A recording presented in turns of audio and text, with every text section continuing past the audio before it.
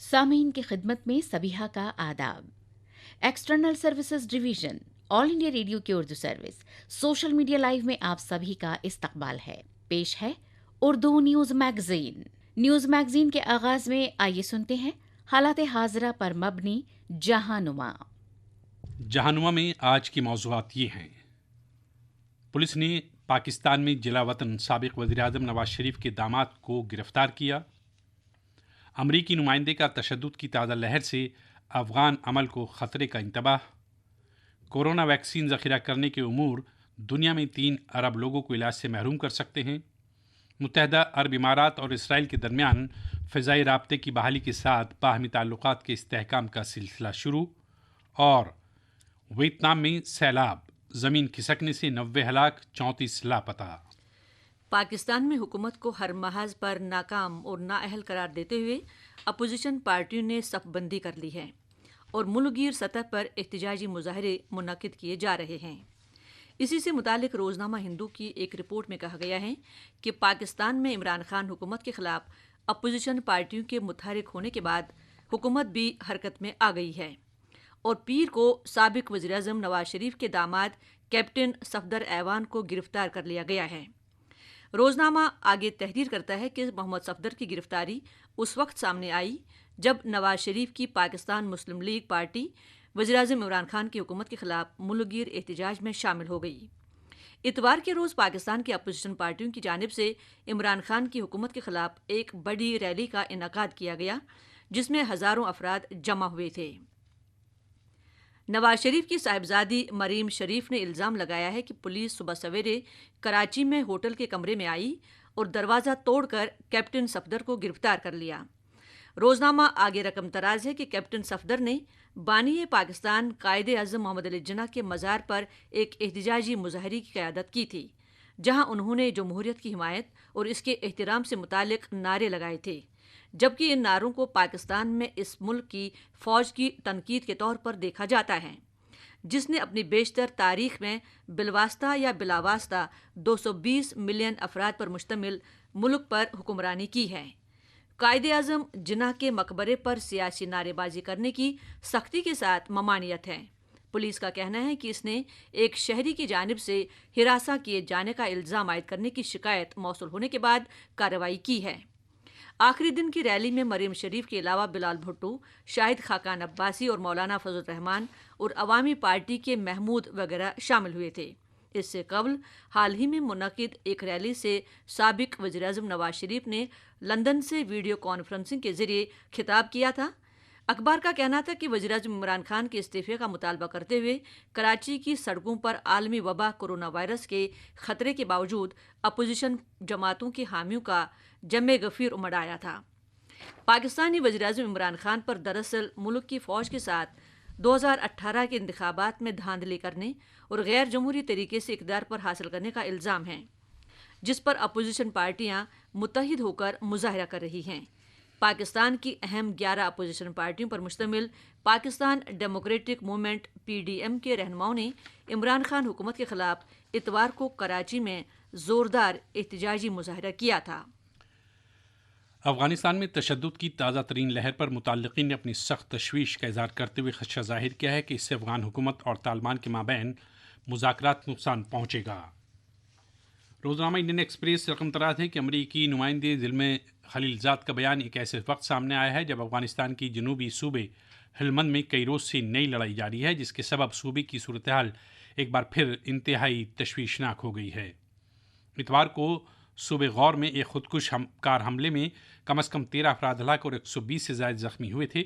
अगरचे इस हमले की जिम्मेदारी अब तक किसी गिरोह या तंजीम ने कबूल नहीं की है, लेकिन इसके तानेबाने तालिबान की तरफ से गुज़िश्ता जुमे को किए गए उस ऐलान के साथ जोड़े जा रहे हैं जिसमें तालिबान ने अपने हमलों का सिलसिला रोक देने का ऐलान करते हुए कहा था कि इक़दाम मशरूत हैं। यानी तालिबान की तरफ से हमले रोकने पर इत्तफाक तो किया गया, लेकिन उसकी शर्त ये लगाई गई कि अमेरिका की तरफ से फ़ज़ाई हमले नहीं होंगे। तालिबान के इन बयानात के बावजूद इतवार को 1 दर्जन से ज़ायद इंसानों की हलाकत का सबब बनने वाला ये ताज़ा तरीन खूनरेज़ खुदकुश हमला हुआ।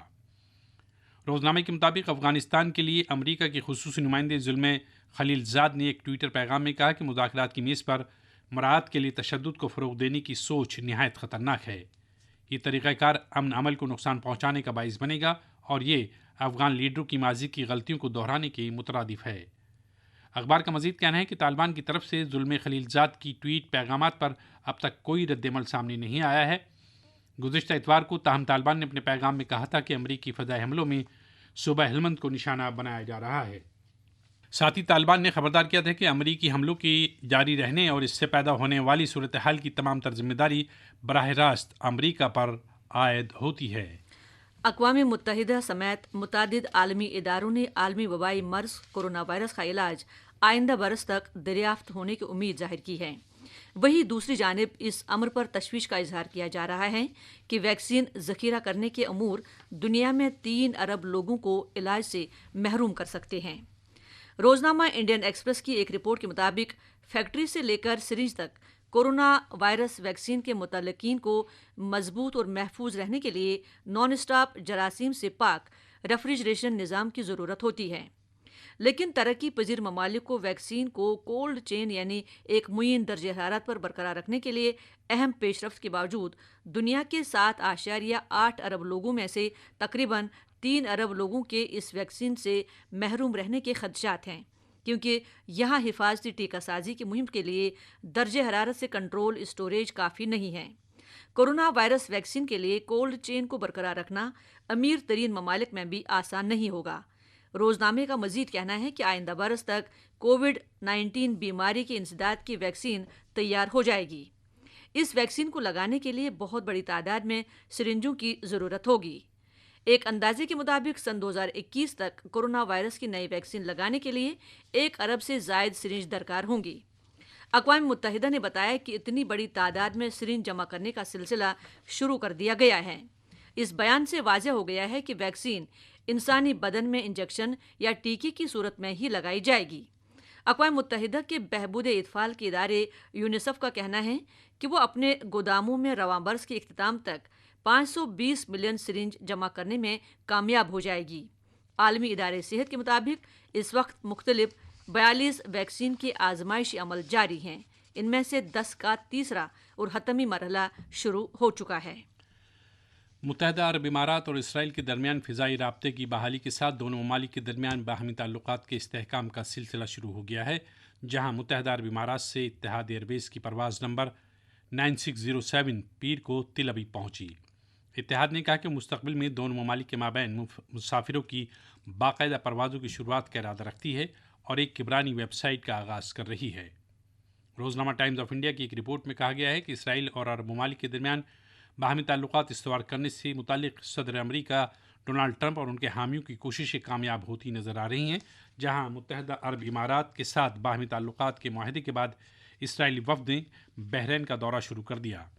اسی سے متعلق روزنامے کی ایک اور رپورٹ میں صدر امریکہ کے مشرق وسطیٰ کے نمائندے او بی ورکوٹوز نے کہا ہے کہ اگر ٹرمپ اگلے ماہ کے انتخابات میں شکست کھاتے ہیں تو بھی اس سے زیادہ معاہدے ہوں گے۔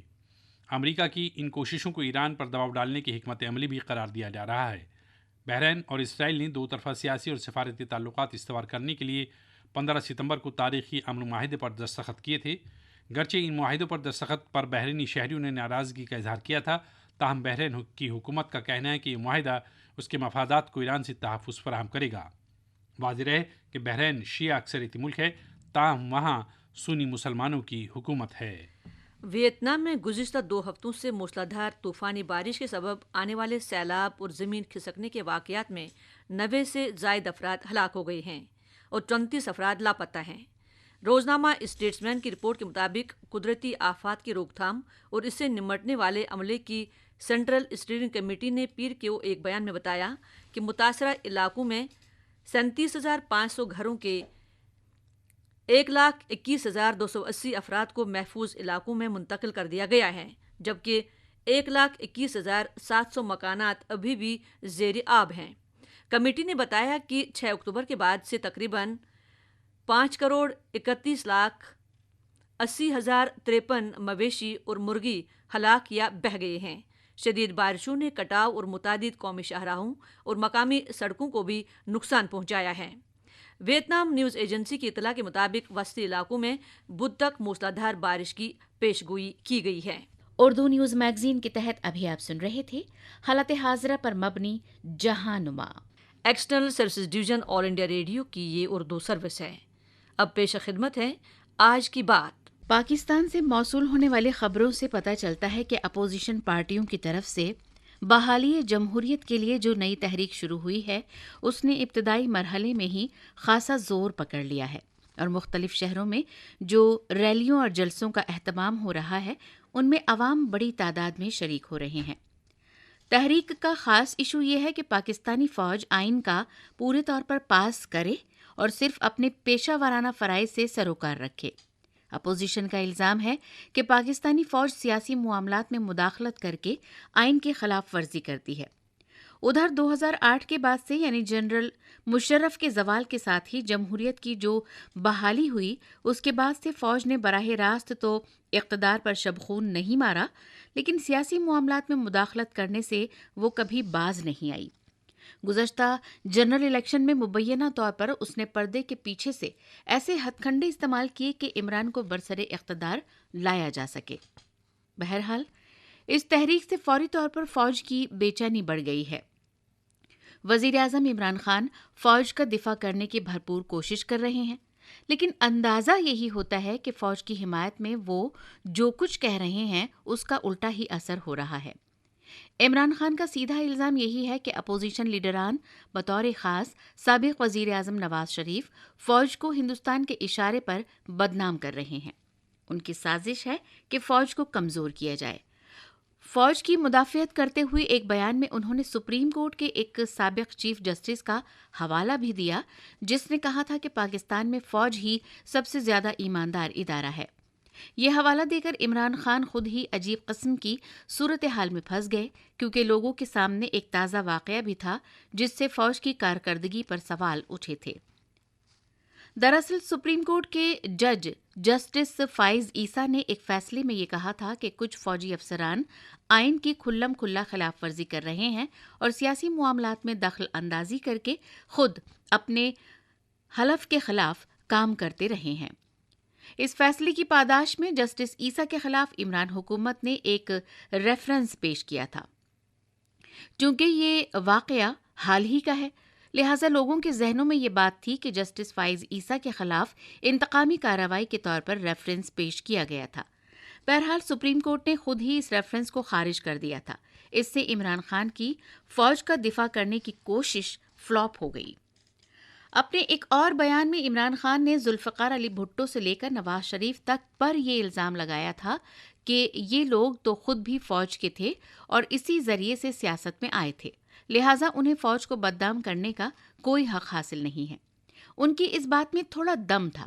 بلا شبہ ذوالفقار علی بھٹو فوجی ڈکٹیٹر ایوب خان کے زمانے میں وزیر خارجہ تھے لیکن بعد میں وہ ان سے الگ ہو گئے تھے اور فوجی حکومت کے خلاف ہی پاکستان پیپلز پارٹی قائم کی تھی۔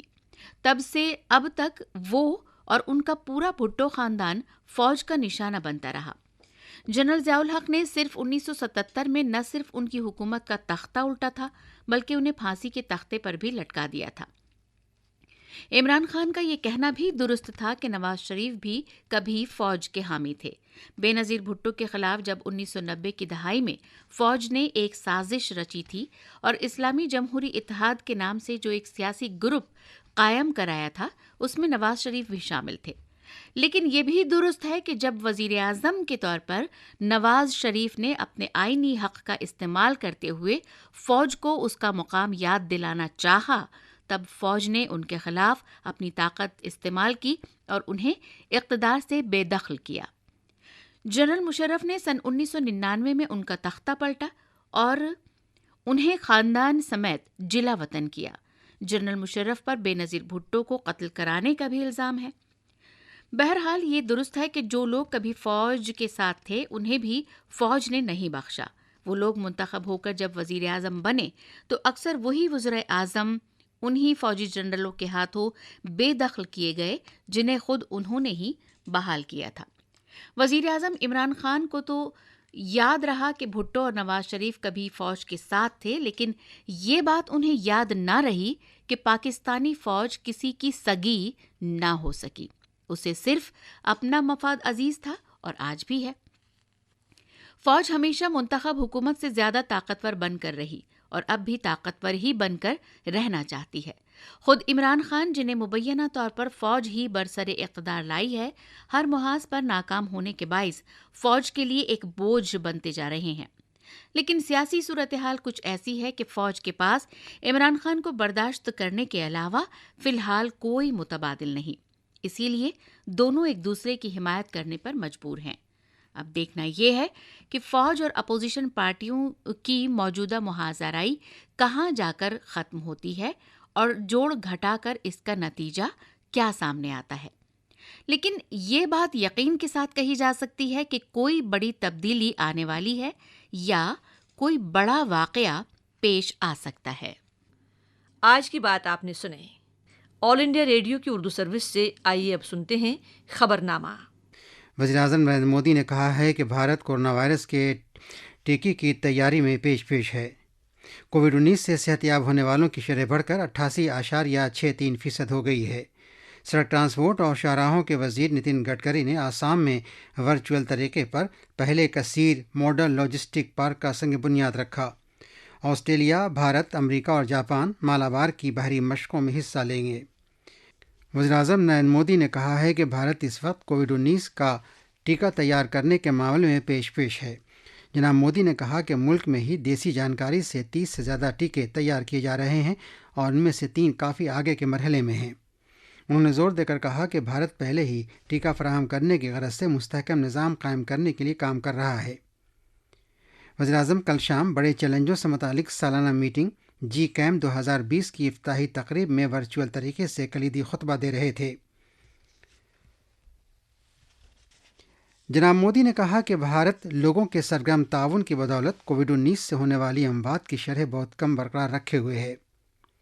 انہوں نے کہا کہ آج بھارت میں کووڈ کے معاملوں کی تعداد میں روزانہ کمی دیکھنے کو مل رہی ہے۔ وزیراعظم نے یہ بھی کہا کہ بھارت کے تجربے اور تحقیقی صلاحیت کے ساتھ ہم حفظان صحت کی عالمی کوششوں کا مرکز ہوں گے۔ ہم دیگر ملکوں کی مدد کرنا چاہتے ہیں تاکہ وہ ان شعبوں میں اپنی صلاحیتوں میں اضافہ کر سکیں۔ جناب مودی نے کہا کہ ایسے معاشرے مستقبل کی تعمیر کریں گے جو سائنس اور اختراع میں سرمایہ کاری کرتے ہیں۔ جناب مودی نے کہا کہ سائنس کبھی بھی محدود ہو کر فروغ نہیں پا سکتا اور بڑی تبدیلیوں کے پروگرام نے ان قدروں کو اچھی طرح سمجھ لیا ہے۔ انہوں نے کہا کہ بھارت میں ایک مضبوط اور درخشاں سائنسی کمیونٹی ہے اور ملک میں اچھے سائنسی ادارے بھی ہیں جو خاص طور سے پچھلے چند مہینوں کے دوران کووڈ-19 سے نمٹنے میں بھارت کے سب سے بڑے اثاثے رہے ہیں۔ وزیراعظم نے زور دے کر کہا کہ حکومت خاص طور سے دیہی علاقوں میں اور زیادہ میڈیکل کالج قائم کر رہی ہے اور وہ نوجوانوں کے لیے مزید مواقع کو یقینی بنائے گی اور گاؤں کے لیے بہتر حفظان صحت لائے گی۔ جناب مودی نے کہا کہ بھارت سرکار دنیا کی سب سے بڑی صحت بیمہ اسکیم چلا رہی ہے۔ 3 روزہ پروگرام میں پینل مذاکرات، رہنماؤں کی بات چیت اور مختلف موضوعات پر ورچوئل طور پر غیر رسمی بات چیت شامل ہیں۔ کووڈ کے خلاف لڑائی میں بھارت نے کئی اہم سنگ میل قائم کیے ہیں۔ پچھلے 24 گھنٹوں کے دوران تقریباً 3 مہینوں میں پہلی بار اس بیماری میں مبتلا مریضوں کی تصدیق شدہ تعداد 50,000 سے کم ہو گئی ہے۔ 24 گھنٹوں کے دوران 46,790 نئے مریضوں کا پتہ چلا ہے۔ روز بروز کووڈ مریضوں کے صحت یاب ہونے کی بڑھتی تعداد اور شرح اموات میں کمی سے بھارت میں زیر علاج مریضوں کی تعداد میں 10% کمی ہوئی ہے۔ اس وقت 7.5 لاکھ سے کم مریض زیر علاج ہیں جو کل تعداد کا محض 9.85% ہے۔ روح بصحت ہونے والوں کی تعداد 67 لاکھ سے تجاوز کر گئی ہے۔ پچھلے 24 گھنٹوں کے دوران مجموعی طور پر 69,720 مریض روح بصحت ہوئے ہیں اور انہیں اسپتال سے چھٹی دے دی گئی ہے۔ قومی سطح پر مریضوں کے صحت یاب ہونے کی شرح مزید بہتر ہو کر 88.63% ہو گئی ہے۔ پچھلے 24 گھنٹوں کے دوران 587 اموات کی خبر ملی ہے۔ ان میں سے لگ بھگ 81% اموات 10 ریاستوں اور مرکز کے زیر انتظام علاقوں میں ہوئی ہیں۔ لگاتار دوسرے دن اموات کی تعداد 600 سے کم رہیں۔ دنیا میں بھارت واحد ملک ہے جہاں صحت یاب ہونے والے مریضوں کی تعداد سب سے زیادہ ہے اور مرنے والوں کی شرح کے اعتبار سے بھارت ان ملکوں میں شامل ہے جہاں یہ شرح سب سے کم ہے۔ ملک میں آج شرح اموات 1.52% ہے۔ عالمی صحت تنظیم کے ڈائریکٹر جنرل نے کہا ہے کہ اب کوویکس میں 184 ملک شامل ہو چکے ہیں۔ انہوں نے کل جنیوا میں کووڈ-19 کے بارے میں نامہ نگاروں سے گفتگو کرتے ہوئے یہ بات بتائی۔ انہوں نے کہا کہ کوویکس کا مقصد کووڈ-19 کے ٹیکے کی تیاری کے لیے رقم فراہم کرنا ہے تاکہ اسے ایمانداری کے ساتھ غریب اور امیر ملکوں میں تقسیم کیا جا سکے۔ عالمی صحت تنظیم کے ڈائریکٹر جنرل نے کہا کہ شمالی کرۂ ارض میں خاص طور پر یورپ اور شمالی امریکہ میں سردی شروع ہونے سے کووڈ کے واقعات بڑھ رہے ہیں، لہذا ضرورت اس بات کی ہے کہ سبھی سرکاروں کو اسے پھیلنے سے روکنے کے بنیادی کام پر توجہ دینا چاہیے تاکہ روزی روٹی اور زندگیوں کو بچایا جا سکے۔ یہ خبریں آل انڈیا ریڈیو سے نشر کی جا رہی ہیں۔ سڑک ٹرانسپورٹ اور شاہراہوں کے وزیر نتن گڈکری نے آج ورچوئل طریقے سے آسام میں ملک کے پہلے کثیر ماڈل لاجسٹک پارک کا سنگ بنیاد رکھا۔ آسام کے وزیر اعلیٰ سربانند سونووال اور مرکزی وزیر مملکت doctor Jitendra Singh, retired general V K Singh اور رامیشور تیلی اور آسام کے کئی وزیروں نے بھی اس تقریب میں شرکت کی۔ بونگائی گاؤں میں 700 کروڑ روپے کی لاگت سے بنایا جانے والا یہ پارک آسام اور شمال مشرق کے دوسرے حصوں کے لوگوں کو فضائی، سڑک، ریل اور پانی کے راستے براہ راست کنیکٹیویٹی فراہم کرے گا۔ اس سے 20 لاکھ لوگوں کو روزگار بھی ملے گا۔ اسے مرکز کے بھارت مالا پریوجنا کے تحت تیار کیا جائے گا۔ اس پروجیکٹ کے نفاذ کے لیے مفاہمت کے ایک اقرار نامے پر بھی دستخط کیے جائیں گے۔ آسٹریلیا، بھارت، امریکہ اور جاپان کی مالابار بحری مشقوں میں حصہ لے گا۔ آسٹریلیا کی وزیر دفاع نے کہا کہ مالابار کی مشقیں آسٹریلیا کی دفاعی افواج کے لیے ایک اہم موقع ہوں گی۔ انہوں نے مزید کہا کہ ان مشقوں سے بھارت بحر الکاہل کے 4 بڑے جمہوری ملکوں کے درمیان گہرے اعتماد کا اظہار ہوتا ہے اور وہ یکساں سیکورٹی مفادات کے لیے مل کر کام کریں گے۔ سالانہ مالابار بحری مشقیں اس سال کے آخر میں خلیج بنگال اور بحیرہ عرب میں شروع ہونے کی امید ہے۔ وزیر دفاع راجناتھ سنگھ نے دفاعی تحقیق اور ترقی سے متعلق تنظیم DRDO کے لیے ساز و سامان کی خریداری کی غرض سے 2020 کے نئے ضابطوں کو منظوری دے دی ہے۔ یہ اطلاع وزیر دفاع کے دفتر سے جاری ایک ٹویٹ میں دی گئی ہے۔ ٹویٹ میں یہ بھی کہا گیا ہے کہ نئے ضابطوں سے اسٹارٹ اپس، چھوٹے، بہت چھوٹے اور متوسط درجے کے صنعتی اداروں سمیت ہندوستانی صنعت کو تحقیقی اور ترقیاتی سرگرمیوں میں زیادہ حصہ لے گی۔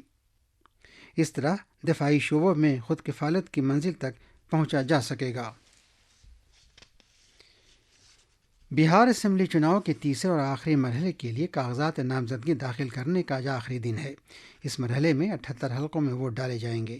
کثیر تعداد میں امیدوار اپنی نامزدگی داخل کرنے کے لیے متعلقہ ریٹرننگ افسروں کے دفتر جا رہے ہیں۔ اب تک اس مرحلے کے چناؤ کے لیے 340 سے زیادہ امیدوار کاغذات نامزدگی داخل کر چکے ہیں۔ آج والمیکی نگر لوک سبھا ضمنی چناؤ کے لیے بھی نامزدگیاں داخل کرنے کا آخری دن ہے۔ پارلیمانی حلقے اور ریاستی اسمبلی کے تیسرے مرحلے کے چناؤ اگلے مہینے کی 7 تاریخ کو ہوں گے۔ مرکز کے زیر انتظام علاقے جموں کشمیر میں جنوبی شوپیاں ضلع کے مقام ملہورہ میں کل شام دہشت گردوں اور حفاظتی دستوں کے درمیان ایک مٹ بھیڑ میں ایک اور دہشت گرد مارا گیا۔ اس طرح جھڑپ میں مرنے والوں کی تعداد 2 ہو گئی ہے۔ پولیس ذرائع نے بتایا ہے کہ علاقے میں دہشت گردوں کی موجودگی کی خفیہ جانکاری ملنے کے بعد حفاظتی دستوں کی ایک مشترکہ ٹیم نے ملہورہ گاؤں میں محاصرے اور تلاشی کی کارروائی شروع کی تھی۔ دونوں دہشت گردوں کی شناخت کی کوشش کی جا رہی ہے۔ ان کے قبضے سے ایک رائفل اور ایک پستول برآمد ہوا ہے۔ اور آخر میں اس بلیٹن کی خاص خبریں ایک بار پھر سنیے۔ وزیر اعظم نریندر مودی نے کہا ہے کہ بھارت کورونا وائرس کے ٹیکے کی تیاری میں پیش ہے۔ کووڈ-19 سے صحت یاب ہونے والوں کی شرح بڑھ کر 88.63% ہو گئی ہے۔ سڑک ٹرانسپورٹ اور شاہراہوں کے وزیر نتن گڈکری نے آسام میں ورچوئل طریقے سے پہلے کثیر ماڈل لاجسٹک پارک کا سنگ بنیاد رکھا۔ آسٹریلیا، بھارت، امریکہ اور جاپان مالابار کی بحری مشقوں میں حصہ لے گا۔ اس کے ساتھ ہی خبروں کا یہ بلیٹن ختم ہوا۔ اس خبرنامے کے ساتھ ہی اردو نیوز میگزین کا آج کا شمارہ اب اختتام پذیر ہوتا ہے۔ اگلا پروگرام لے کر آپ کی خدمت میں پھر حاضر ہوں گے. تب تک کے لیے خدا حافظ. شب بخیر. جے ہند.